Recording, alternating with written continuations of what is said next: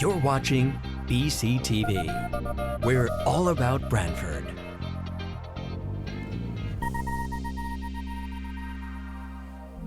You're watching BCTV, Branford Government Television, a service of Branford Community Television.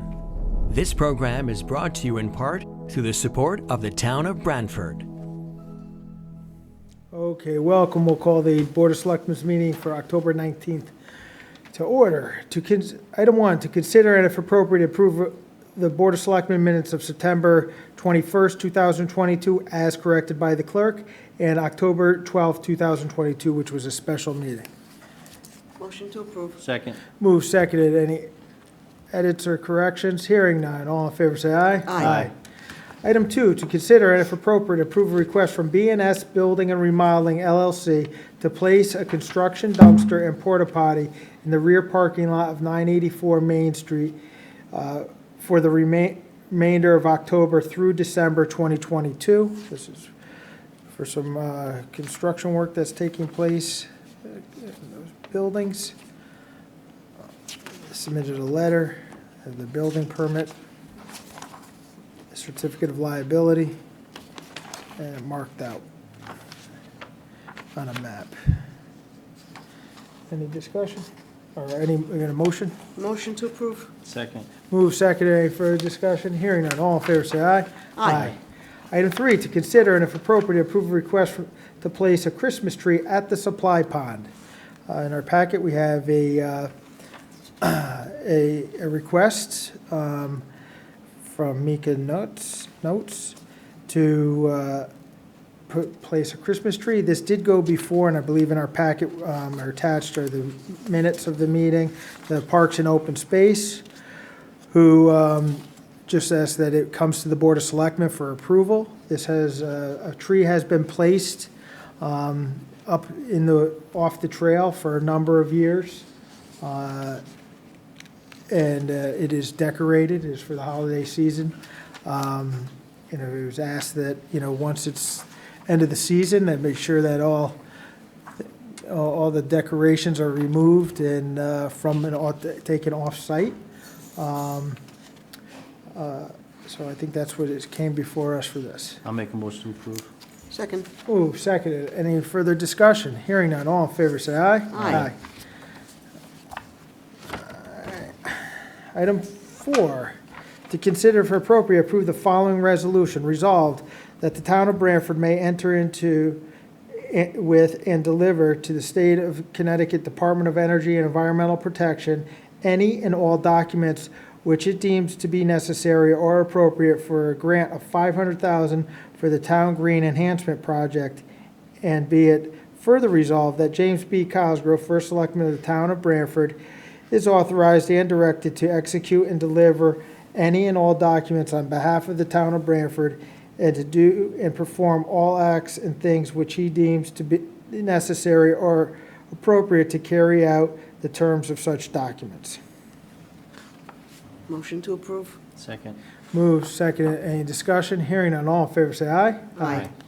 Item 5, appointments, Clean Energy Ad Hoc Committee, Jim Killalay and Adrian Corey.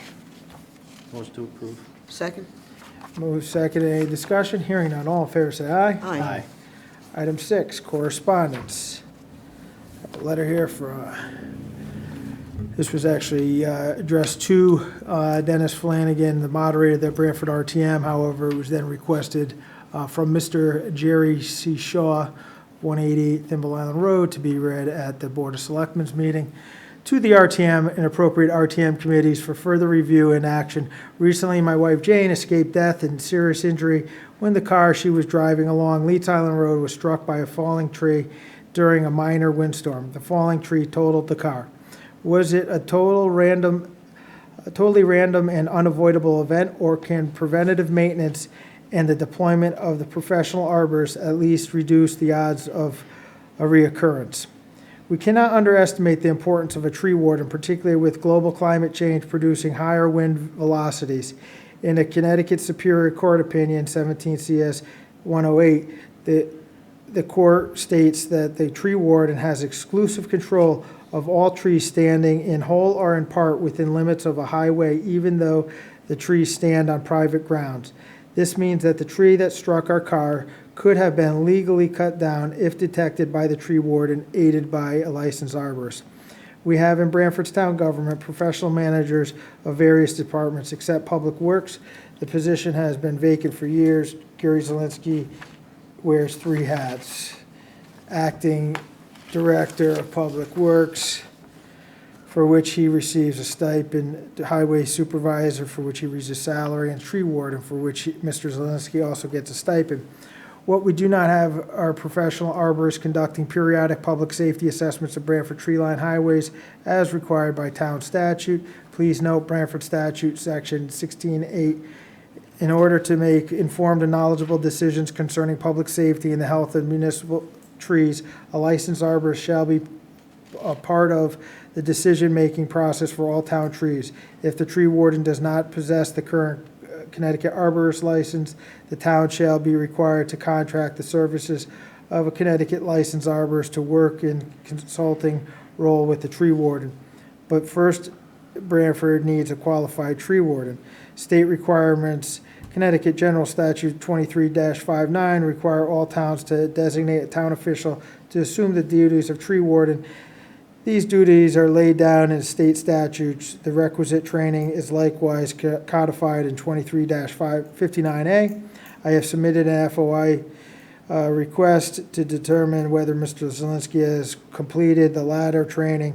I have yet to receive a response. A query of the deep has confirmed that Mr. Zelinski is not a Connecticut licensed arborist. It is well past the time to provide Branford citizens with a full service administration, including a full-time director of public works and a new tree warden. Sincerely signed, Jerry C. Shaw. I will just say for the record that our current tree warden has all the has the certification. He is a certified tree warden by the state of Connecticut. Do we have any leverage with the state for that section of road? We've had several trees come down in that one area. I don't know if they have anything to say about it or not. It seems to be that section between Flat Rock Road and Chestnut Hill or whatever, before you get into the creek. But mainly just past Flat Rock on the right-hand side.